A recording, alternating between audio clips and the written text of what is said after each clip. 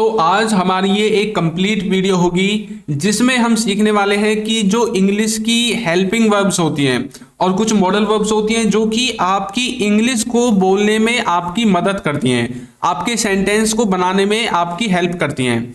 तो उन सभी को हम आज की इस वीडियो में देखने वाले हैं। अब आपको अलग अलग वीडियोस को देखने की जरूरत नहीं है, एक ही वीडियो में आपको जितने भी हेल्पिंग वर्ब हैं और मॉडल वर्ब हैं जो आपके लिए इंपॉर्टेंट हैं वो सब मिल जाएंगी। तो चलिए वीडियो को स्टार्ट करते हैं। तो देखिए, सबसे पहले हम यहां पर देखेंगे कुड के बारे में।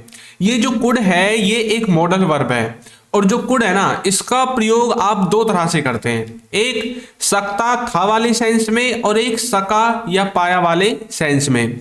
अच्छा, कोई व्यक्ति किसी काम को पास्ट में कर सकता था, यानी कि उस काम को करने की उसके अंदर पास्ट में एबिलिटी थी, ठीक है, क्षमता थी, तो वहां पर आप कुड का इस्तेमाल करेंगे। दूसरा, कोई व्यक्ति किसी काम को पास्ट में कर पाया या फिर कर सका, या फिर यदि आप इसके नेगेटिव में लेकर जाना चाहते हैं तो कोई किसी काम को नहीं कर पाया या फिर नहीं कर सका, इस सेंस में भी आप कुड का ही इस्तेमाल करेंगे, ठीक है।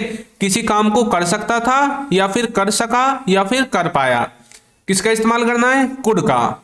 उसके बाद आता है आपका शुड का। देखिए, शुड जो होता है ये हमें किसी को कोई, या तो आप राय देते हैं या किसी को कोई सलाह देते हैं, जब आप है ना देते हैं ना बहुत सारी सलाह आप लोगों को कि तुम्हें ऐसा करना चाहिए, उसे वहां जाना चाहिए, तुम्हें पढ़ना चाहिए, तुम्हें लिखना चाहिए। तो यहां पर आप क्या करते हैं, किसी को राय दे रहे हैं, एडवाइस दे रहे हैं, है ना, तो यहां पर आप शुड का इस्तेमाल करेंगे, ठीक है। और ऐसा भी हो सकता है कि आपको किसी से एडवाइस लेनी पड़ जाए कि भैया मुझे यहां पर क्या करना चाहिए, मुझे जाना चाहिए या नहीं जाना चाहिए, है ना, तो आप किसी से कोई राय ले रहे हैं, तो वहां पर भी आप शुड के द्वारा अपने सेंटेंसेस को बना सकते हैं। नेक्स्ट है शुड हैव। शुड हैव का मतलब होता है चाहिए था। अब देखिए, शुड का इस्तेमाल हम प्रेजेंट के और कुछ फ्यूचर के सेंटेंसेस को बनाने के लिए करते हैं, लेकिन जब आप शुड के साथ हैव लगाते हैं तो यहां पर इनका मीनिंग क्या होता है, पास्ट में चला जाता है कि किसी को पास्ट में कोई काम करना चाहिए था, या फिर आप किसी से बोल रहे हैं यार मुझे वहां जाना चाहिए था क्या, है ना, मतलब आप पास्ट के बारे में जब किसी को सलाह देंगे या किसी से कोई सलाह लेंगे कि बीते हुए समय में किसी को कुछ करना चाहिए था, वहां पर आप शुड हैव का इस्तेमाल कर सकते हैं, ठीक है। दूसरा है आपका, देखिए, माइट। अब ये जो माइट है ना, ये क्या करता है, आपके किसी भी सेंटेंस में यदि आपको ये दिखे माइट, तो इसका मतलब होता है कि इसने उस सेंटेंस में जो काम है ना, उस काम को होने की जो संभावना है, जो पॉसिबिलिटी है, उसको कम कर दिया है, ठीक है। माइट ने क्या कर दिया है, उसकी पॉसिबिलिटी को कम कर दिया है। तो अब ये लगा लो वो जो काम है वो मतलब मुश्किल होगा, ऐसा आपको लगाना है, ठीक है, शायद ही वो काम हो जाए, ठीक है, या फिर शायद ही वो काम होगा, तो वहां पर आप माइट का इस्तेमाल कर सकते हैं लेस पॉसिबिलिटी में, ठीक है। तो ये कुछ इंपॉर्टेंट जो है कुछ मॉडल वर्ब्स थी जो कि आपको पता होनी चाहिए। चलिए आगे देखते हैं। उससे पहले देखिए, ये जो हमारी ई बुक्स है ना, इनका लिंक आपको नीचे डिस्क्रिप्शन में मिल जाएगा, और देखिए वीडियो के नीचे भी आपको ये दिख रही होंगी, आपको जो चाहिए आप इनमें से परचेज कर सकते हैं। आगे देखिए, यहां पर अब हम देखेंगे next able to. Able to का मतलब होता है काम करने के योग्य है, कोई व्यक्ति किसी काम को करने के योग्य है। अब जैसे कई बार आप बोलते हैं ना कि भाई तुम उस काम को कर सकते हो, इसका मतलब क्या है कि तुम उस काम को करने के योग्य हो, है ना। अब कई बार ऐसा होता है कि मान लीजिए किसी व्यक्ति के साथ कोई दुर्घटना हो जाए, ठीक है, अब दुर्घटना हो जाए तो उसके बाद मान लीजिए उसके पाँव में चोट लग गई, उसके पैर में चोट लग गई, और उसको चले बहुत दिन हो गए, है ना, मतलब उसको 1 महीना हो गया और वो अपनी खाट से उठाई नहीं है, वो चलता ही नहीं है, बेड से उठाई नहीं है। अब एक दिन आपको दिख जाए वो धीरे धीरे उठने लगा है और चलने लगा है, तो अब आप उसको क्या बोलोगे कि भाई अब तुम्हारे अंदर इतनी एबिलिटी आ गई है, इतनी क्षमता आ गई है कि तुम चल सकते हो, है ना, तुम एबल हो चलने के लिए। तो इसलिए हम कोई किसी काम को करने के यदि योग्य हो जाए या होता है, वहां पर आप एबल टू का इस्तेमाल करते हैं। नेक्स्ट है अबाउट टू। अबाउट टू का मतलब होता है काम करने या फिर होने वाला है, मतलब कोई व्यक्ति किसी काम को करने वाला है, जैसे आप बोल सकते हैं वह जाने वाला है, वह पढ़ने वाला है, वह खाने वाला है ना, किसी काम को करने वाला है, या फिर कोई काम होने वाला है, वहां पर भी आप अबाउट टू का इस्तेमाल कर सकते हैं।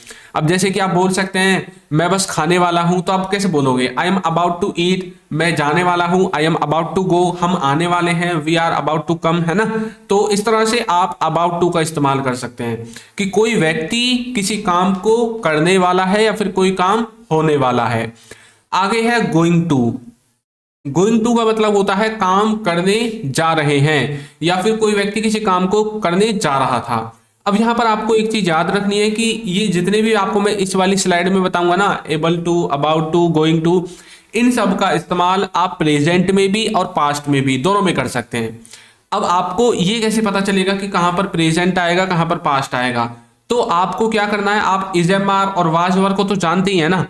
इज एम आर का इस्तेमाल आप बताइए कहां पर करते हैं, प्रेजेंट में करते हैं। वाज वर का इस्तेमाल कहां पर करते हैं, पास्ट में करते हैं।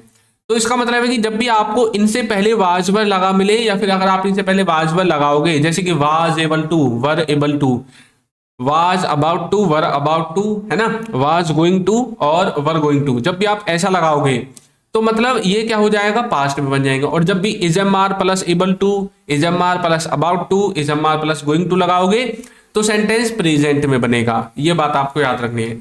अब यहां पर जो गोइंग टू है ना, इसका मतलब ये नहीं है कि आप अभी जा रहे हैं, अपने पैरों से चलकर जा रहे हैं, नहीं।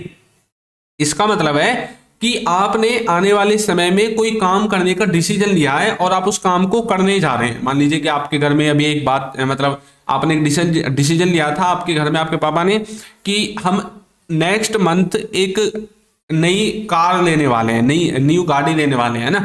अब आप क्या बताओगे अपने दोस्तों को, पता है हम ना एक कार लेने जा रहे हैं। इसका मतलब क्या है कि आप अभी ऐसा तो नहीं कि उठे और बैग का पैसा लिया, चेक लिया और चल दिए कार लेने, नहीं। आप अपनी प्लानिंग को बता रहे हैं कि आप इस काम को करने जा रहे हैं आने वाले समय में, तो तब आपको गोइंग टू का इस्तेमाल करना है। हैविंग टू का मतलब होता है काम करना पड़ रहा है। किसी व्यक्ति को कोई काम करना पड़ रहा है या फिर किसी को कोई काम करना पड़ रहा था, दोनों में आप बोल सकते हैं, क्योंकि मैंने आपको बताया था इस वाली स्लाइड में जितने भी होंगे वो प्रेजेंट और पास्ट दोनों में इस्तेमाल हो जाते हैं। सिर्फ इनसे पहले इज एम आर लगेगा तो प्रेजेंट होगा, वाज पर लगेगा तो पास्ट होगा। अब जैसे कि तुम्हें पढ़ना पड़ रहा है ना, पढ़ना ही तो पड़ रहा, तुम्हें इंग्लिश सीखने के लिए पढ़ना पड़ेगा, बिना पढ़े तो इंग्लिश आएगी नहीं। तो मतलब किसी को कोई काम करना पड़ रहा है, वहां पर आप हैविंग टू का इस्तेमाल करेंगे, ठीक है। मुझे जाना पड़ रहा है, उसे खाना पड़ रहा है, हमें सोना पड़ रहा है, तो वहां पर आप हैविंग टू का इस्तेमाल करेंगे। समझ में आ गया किस तरह से आपको इस्तेमाल करना है। नेक्स्ट देखिए, नेक्स्ट है हमारा मे हैव।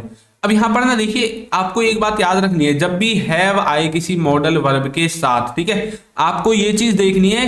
वैसे तो आप जानते हैं हैज और हैव का इस्तेमाल आप प्रेजेंट के परफेक्ट टेंस में करते हैं, किसका, हैज और हैव का, है ना, यही तो आपने सीखा अब तक। और इनके साथ वर्ब की थर्ड फॉर्म लगती है। तो जब ये किसी मॉडल वर्ब के बाद आएंगे, ठीक है, और इनके बाद अगर वर्ब आएगी तो आपको ये बात याद रखनी है कि इनके बाद वर्ब की थर्ड फॉर्म लगेगी। डायरेक्ट इनके बाद वर्ब की थर्ड फॉर्म आनी चाहिए। अब इनके बाद यदि टू आ जाए और कुछ आ जाए तो पक्का नहीं है। अगर हाँ, इनके बाद अगर वर्ब आएगी, डायरेक्ट इनके बाद वर्ब आए तो थर्ड फॉर्म के रूप में ही आपको लगानी है, ठीक है। इसका मतलब है कि शायद कर चुका होगा, शायद कोई व्यक्ति किसी काम को कर चुका होगा। जैसा बोल सकते हैं वह पढ़ चुका होगा, वो जा चुका होगा, वो खा चुका होगा। तो कोई व्यक्ति किसी काम को कर चुका होगा, आप यूज कर सकते हैं किसका, बताइए, मे हैव का, ठीक है। जैसे कि तुम खेल चुके होंगे, है ना, मतलब आपको ऐसा लगता है कि आपके हिसाब से वो खेल चुका होगा। अब इसकी पॉसिबिलिटी 50-50% है। मान लीजिए कि आपका भाई है और वो बाहर खेलने के लिए गया है, अब वो खेलने के लिए चला गया। अब आपको ऐसा लगता है कि अब तक उसका खेल खत्म हो गया होगा, है ना, कई बार ऐसा तो लगता है ना आपको, तब बोल सकते हैं ही मे हैव प्लेड, मतलब वो खेल चुका होगा, ठीक है, क्योंकि प्ले की थर्ड फॉर्म हमें लगानी है, वर्ब में थर्ड फॉर्म लगानी है, तो प्लेड बन जाएगा, ही मे हैव प्लेड। वुड का देखिए इस्तेमाल हम बहुत जगह पर करते हैं, करता या फिर करेगा, इस तरह से करते हैं। मतलब कोई व्यक्ति किसी काम को करता है ना, या फिर कोई व्यक्ति किसी काम को करेगा, आने वाले समय में कोई व्यक्ति किसी काम को करेगा, ठीक है। वुड हैव का मतलब होता है पास होगा, कुछ या फिर कोई वस्तु किसी व्यक्ति के पास होगी या फिर होगा। अब जैसे मैं बोलूं भाई आपके पास ना एक अच्छा मोबाइल होगा, है ना, तो मैं बोल सकता हूं you would have a good mobile phone, है ना, इस तरह से मैं बोल सकता हूं कि आपके पास अच्छा होगा। लेकिन मुझे पूरी तरह से श्योरिटी अगर है कि भाई होगा, और या फिर मैं ऐसा बोलना चाहता हूं कि आपके पास एक अच्छा मोबाइल जरूर होना चाहिए, तब तो मुझे मस्ट का इस्तेमाल करना पड़ेगा, you must have a good mobile, है ना, इस तरह से। अगर मुझे थोड़ा कंफ्यूजन है भाई शायद होगा, तो मैं माइट का इस्तेमाल भी कर सकता हूं और किसका, मे का इस्तेमाल भी कर सकता हूं, ठीक है। नेक्स्ट है should have to. Should have to का मतलब होता है काम करना ही चाहिए। अच्छा, एक तो होता है काम करना चाहिए, जैसा कि हमने शुड से ऊपर सीखा था। एक होता है करना ही चाहिए, किसी को कुछ करना ही चाहिए, है ना। जैसे मैं बोल सकता हूं तुम्हें जाना ही चाहिए, उसे खाना ही चाहिए, हमें पढ़ना ही चाहिए। तो किसी को कुछ करना ही चाहिए, वहां पर आप शुड हैव टू का इस्तेमाल कर सकते हैं, ठीक है। किसी को कुछ करना ही चाहिए, जैसे कि you should have to study, है ना, तुम्हें पढ़ना ही चाहिए। You should have to learn more, तुम्हें और ज्यादा पढ़ना चाहिए, और ज्यादा सीखना चाहिए। You should have to eat, मतलब तुम्हें खाना चाहिए। You should have to feed, मतलब तुम्हें किसी को खिलाना चाहिए। तो इस तरह से किसी को कुछ करना चाहिए, आप किसका इस्तेमाल करेंगे बताइए? आप इस्तेमाल करेंगे शुड के साथ हैव टू का। और ये काम ना कंपलसरी, मतलब एक कंपल्सन वाले काम को दिखाता है, जरूरी वाले काम को दिखाता है, जो आपको जरूर करना चाहिए। समझ में आ गया? नेक्स्ट देखिए, विल हैव। विल हैव का मतलब होता है कर चुका होगा, कोई व्यक्ति किसी काम को कर चुका होगा, ठीक है, वहां पर आप विल हैव का इस्तेमाल करेंगे। अब देखिए कैसे, ये जो विल हैव है ना, इसका इस्तेमाल हमें करना है जब आने वाले समय में कोई व्यक्ति किसी काम को कर चुका होगा, भविष्य काल में, है ना। मान लीजिए आपके घर वाले गए हैं मूवी, है ना, मूवी देखने के लिए गए हैं मूवी थिएटर में, ठीक है। अब आप वो गए थे 11 बजे, अब बज गया 3, ठीक है। तो आप सोच रहे होंगे यार मूवी तो उन्होंने देख ली होगी, चलो फोन करके पूछते कहाँ लिए। मतलब आपके हिसाब से वो मूवी देखने के काम को खत्म कर चुके होंगे। हो सकता है भैया अभी ना खत्म किए हो, एक मूवी खत्म होने के बाद उन्होंने दूसरी देखनी स्टार्ट कर दी हो, ऐसा भी तो हो सकता है। तो किसी काम को कर चुके होंगे आने वाले समय में, इस तरह से, ठीक है। वुड बी का मतलब होता है कर रहा होगा, कोई व्यक्ति किसी काम को कर रहा होगा, जैसे कि वह जा रहा होगा, वह खा रहा होगा, वो पढ़ रहा होगा, वो सो रहा होगा। तो आप वुड बी का इस्तेमाल कर सकते हैं। कैसे बोलोगे? वो पढ़ रहे होंगे, दे वुड बी स्टडिंग, मैं सो रहा होऊंगा, है ना। मतलब अपने बारे में बोल रहे हैं, वैसे तो अपने बारे में बोलना नहीं चाहिए, चलो दूसरे के बारे में बोल देते हैं। पापा ऑफिस जा रहे होंगे, तो कैसे बोलेंगे? पापा would be going to office, इस तरह से, ठीक है। शुड बी का मतलब होता है कर रहा होना चाहिए, किसी को किसी काम को कर रहा होना चाहिए, जैसे उसे सो रहा होना चाहिए, उसे पढ़ रहा होना चाहिए, उसे खा रहा होना चाहिए, ठीक है, इस तरह से। जैसे कि he should be eating, he should be studying, he should be sleeping, he should be feeding, इस तरह से, ठीक है। नेक्स्ट है विल हैव टू, जिसका मतलब होता है काम करना पड़ेगा, किसी को कोई काम करना पड़ेगा, वो भी आने वाले समय में, भविष्य काल में, फ्यूचर में, आने वाले समय में किसी को कुछ करना पड़ेगा। जैसे कि तुम्हें जाना पड़ेगा तो बोल सकते हैं you will have to go, तुम्हें पढ़ना पड़ेगा, you will have to study, तुम्हें खाना पड़ेगा, you will have to eat, तुम्हें सोना पड़ेगा, you will have to sleep, ठीक है। तो किसी को कुछ करना पड़ेगा, आप यूज कर सकते हैं विल के साथ हैव टू का। तो विल हैव टू आपके समझ में आ गया, किसी को कुछ करना पड़ेगा, ठीक है, विल हैव टू। नेक्स्ट है हैज हैव, अभी हमने पीछे देखा था मॉडल के साथ हैज हैव, वहां पर मैंने आपको थोड़ा बता दिया था। अब चलिए इसको डिटेल में देखते हैं। हैज हैव का मतलब होता है कर चुका होगा या फिर कर लिया होगा, मतलब कोई व्यक्ति किसी काम को कर चुका होगा या फिर कोई व्यक्ति किसी व्यक्ति ने कोई काम कर लिया होगा, वहां पर आप हैज हैव के साथ क्या लगाएंगे बताइए? वर्ब की थर्ड फॉर्म लगाएंगे, क्योंकि प्रेजेंट परफेक्ट का सेंटेंस है, वहां पर ही आपको हैज हैव का इस्तेमाल करना पड़ता है, ठीक है। हैज हैव मतलब वर्ब की थर्ड फॉर्म, ठीक है, प्रेजेंट परफेक्ट के टेंस में। अब जैसे कि वह जा चुका होगा, वह खा चुका होगा, वह उसने कर लिया होगा, है ना, इस तरह से आप बोल सकते हैं। लेकिन यहां पर आपको एक बात याद रखनी है कि ये जो हैज है ना, ये पूरी तरह से उस काम के लिए इस्तेमाल किया जाएगा जो पूरी तरह से कन्फर्म हो, ठीक है, यानी कि वह कर चुका है, इस तरह से आप बोल सकते हैं। वह जा चुका है, वह खा चुका है, वह पढ़ लिया है ना, इस तरह से पूरी तरह से कन्फर्म हो तभी आपको हैज हैव का इस्तेमाल करना है। जैसे कि वो पढ़ लिया है या फिर वो पढ़ चुका है, एक ही बात है, मतलब पढ़ने का काम खत्म कर दिया है, आप पूरी तरह से कन्फर्म है, तो कैसे बोलोगे? ही हैज, अब बताइए कैसे बोलोगे? स्टडीड, ठीक है, उसने पढ़ लिया है, ठीक है। नेक्स्ट है वुड हैव टू, करना पड़ता होगा, किसी को कोई काम करना पड़ता होगा, जैसे कि उसे जाना पड़ता होगा, हमें खाना पड़ता होगा, उन्हें मतलब उन्हें कुछ करना पड़ता होगा, किसी को कोई भी काम करना पड़ता होगा, वुड हैव टू का इस्तेमाल कर सकते हैं। नेक्स्ट है हैज टू और हैव टू। अब देखिए हैज हैव के बाद टू आ गया, अब इसमें आप डायरेक्ट वर्ब की थर्ड फॉर्म नहीं लगा सकते, अब इसमें लगेगी वर्ब की पहली फॉर्म।